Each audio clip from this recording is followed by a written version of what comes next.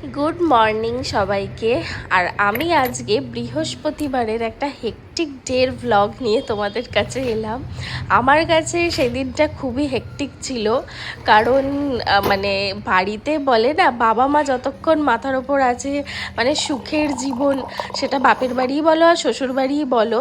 তো শ্বশুর বাড়িতেও আমার শ্বশুর শাশুড়ি মানে বাবা মা যখন মানে থাকে সব কাজ করে দেয়, মানে আমরা সবাই মিলেই কাজগুলো করা হয়।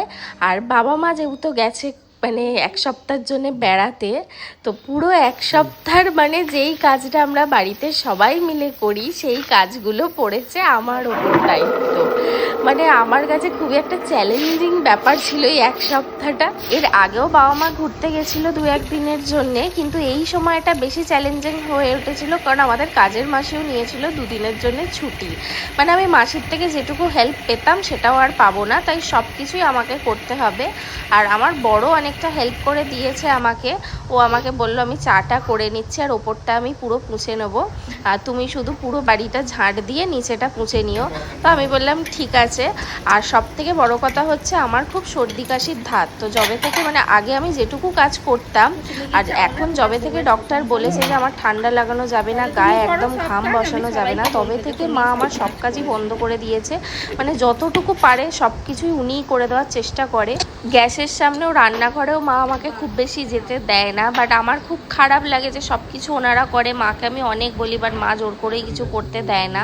আর এত কাজ করার অভ্যেস আমার কোনোদিনই ছিল না, বিয়ের আগেও ছিল না, বিয়ের পরেও নেই। আর সব থেকে বড় কথা, যেই কাজগুলো আমরা বাড়িতে সারা দিন মানে সবাই মিলেই করি, তো সেই কাজগুলোই আমাকে বাড়িতে একা এবারে করতে হচ্ছিল।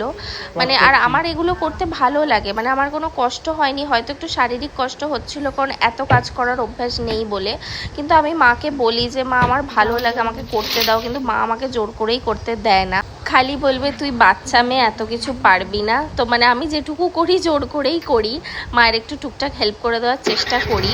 মা বলে যে একদিন না একদিন তো তোকে করতেই হবে, সংসারের সব দায়িত্ব নিতেই হবে, যতদিন আমরা আছি আমরা করে দিচ্ছি।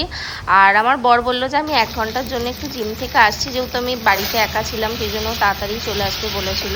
আর ব্রেকফাস্টে আমি একটু লুচি আর আলু চচ্চড়ি করছিলাম, কারণ সেদিনকে পুজো করতে হবে আমাদেরকেই, তো একটু নিরামিষই টিফিন করতে হবে। আর বিকেলে যেহেতু আমার বাপি আসার কথা ছিল, তো আমি ভাবলাম যে একেবারেই লুচিটা মানে ময়দাটা মেখে রেখে দিই, বাপি এলে গরম গরম ভেজে দেবো, তো আমি ফ্রিজে রেখে দিয়েছিলাম।